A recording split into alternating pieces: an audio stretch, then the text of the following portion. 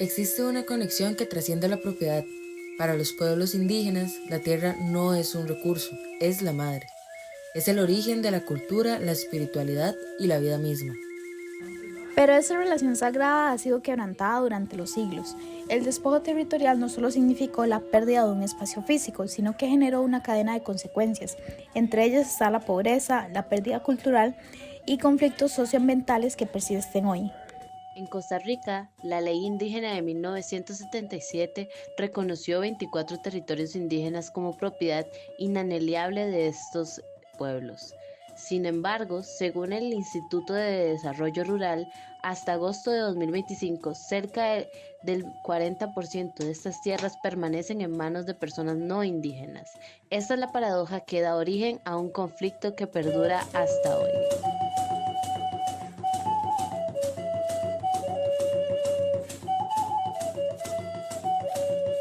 La colonización no fue un simple encuentro de culturas, fue un inicio de un proceso sistemático y violento de desplazamiento. Las comunidades ancestrales, dueñas legítimas de estos territorios, fueron gradualmente arrinconadas, despojadas de sus tierras más fértiles y confinadas a zonas montañosas o áreas menos productivas. Este despojo histórico, como bien documenta la investigadora Lucía Hernández, no fue un hecho aislado del pasado. Se mantuvo y se perpetuó durante décadas gracias a la complicidad y el silencio estatal. Mientras las leyes en el papel reconocían sus derechos, en la práctica el Estado miraba hacia otro lado mientras sus territorios seguían siendo invadidos. Las consecuencias de este desarraigo forzado fueron devastadoras. Al arrebatarle su base de sustento, no solo se les condenó a una pobreza estructural, sino que se quebró el equilibrio fundamental de su existencia. De repente, la tierra para cultivar, el bosque para cazar y el río para vivir se convirtieron en recuerdos dolorosos al otro lado del alambre de púas.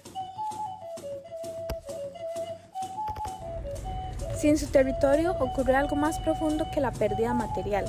Se quiebra irreversiblemente el tejido social. La tierra es el lienzo donde se pinta la memoria colectiva, donde se tejen las relaciones comunitarias y donde se transmiten los valores de generación en generación. Al perderla, ese lienzo se rompe. La pérdida de identidad cultural no es abstracta, es tangible y dolorosa. Es la ceremonia que ya no se puede realizar porque el sitio sagrado está al otro lado de una cerca privada. Es el conocimiento del abuelo sobre las plantas medicinales, que se va con él porque los bosques donde crecía fueron talados. Son las historias que ya no se cuentan porque los lugares que las inspiraron son inaccesibles. Con cada nueva generación desarraigada, este conocimiento ancestral se debilita. Lo que tomó siglos construir puede perderse en unas décadas de desconexión forzada de la tierra. No se trata solo de recuperar hectáreas, sino de reconectar el hilo roto entre el pasado, el presente y el futuro de estos pueblos. Frente a esta inoperancia histórica del Estado en aplicar su propia ley, una paradoja se hizo insostenible.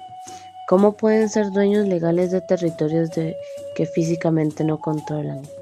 Ante esta contradicción y el agotamiento de las vías institucionales, las comunidades se han visto forzadas a actuar, no por elección, sino por necesidad.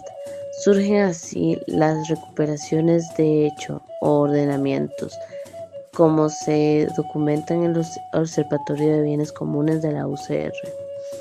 Estas acciones, lejos de ser actos arbitrarios de invasión, según un profundo sentido de organización y derecho, son actos pacíficos donde las comunidades, de manera colectiva, retornan a sus tierras ancestrales para marcar linderos, establecer viviendas o trabajar la tierra que legalmente les pertenece. El antropólogo Rodrigo Salomón lo define con precisión en Debates Indígenas. Esto es autotutela. Es la aplicación directa y pacífica de un derecho que el Estado, a pesar de tener la obligación, no ha sabido o no ha querido garantizar durante décadas. No es un desafío a la ley, es una demanda para que la ley por fin se cumpla.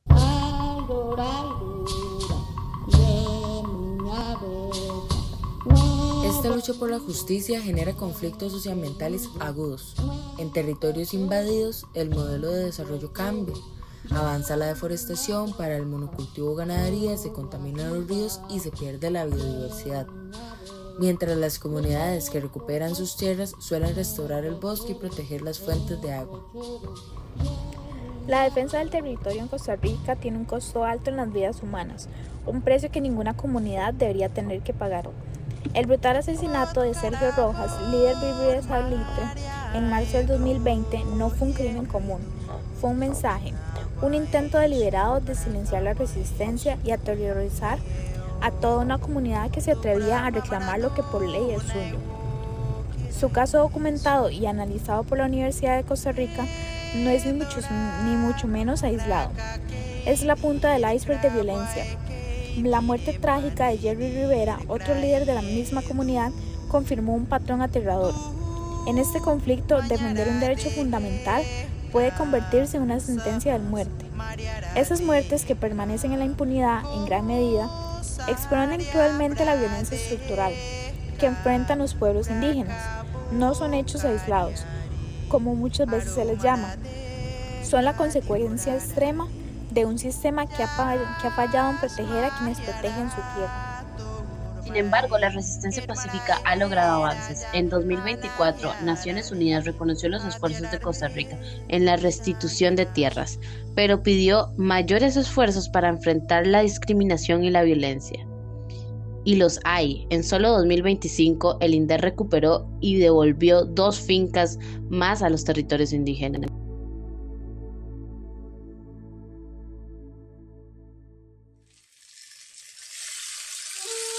La recuperación de la tierra es por lo tanto la solución a este círculo vicioso. Al recuperar su territorio, las comunidades revierten la pobreza, alcanzando la soberanía alimentaria. Revitalizan su cultura al poder practicar sus ceremonias y transmitir sus conocimientos en un espacio vital, por lo que se reduce el conflicto socioambiental al reinstaurar un modelo de vida en armonía con la naturaleza. Proteger a los pueblos indígenas y sus territorios no es solo una cuestión de justicia histórica, es un acto de justicia presente y una inversión estratégica en el futuro de todos. Sus territorios son islas de bosque primario en medio de la presión expansiva, protegiendo cuencas hidrográficas críticas y actuando como barreras naturales contra la deforestación. Sus conocimientos ancestrales forjados durante milenios de observación no son solo folclore, es conocimiento, es un arsenal cultural y no podemos permitirnos perder. Por eso esta lucha trasciende a lo indígena. Cuando estamos defendiendo los territorios ancestrales, no solamente estamos hablando de devolver la tierra a sus legítimos dueños, estamos protegiendo los pulmones de nuestro país, los bosques que regulan nuestro clima y las fuentes de agua que benefician a todos. Defendemos un modelo de vida sostenible que ha demostrado por siglos cómo convivir en armonía con la naturaleza, no en contra de ella. Preservamos la diversidad cultural que nos enriquece como nación, porque un país que pierde sus raíces indígenas pierde parte de su alma y de su historia.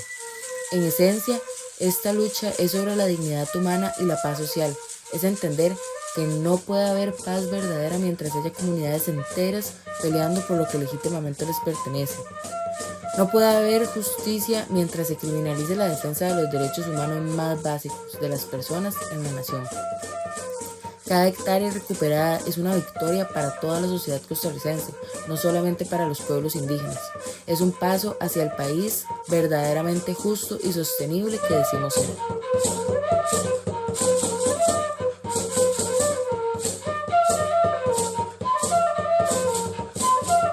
La recuperación de tierras indígenas es un capítulo inconcluso en la historia de Costa Rica. Es una deuda pendiente de la justicia social que nos interpela a todos.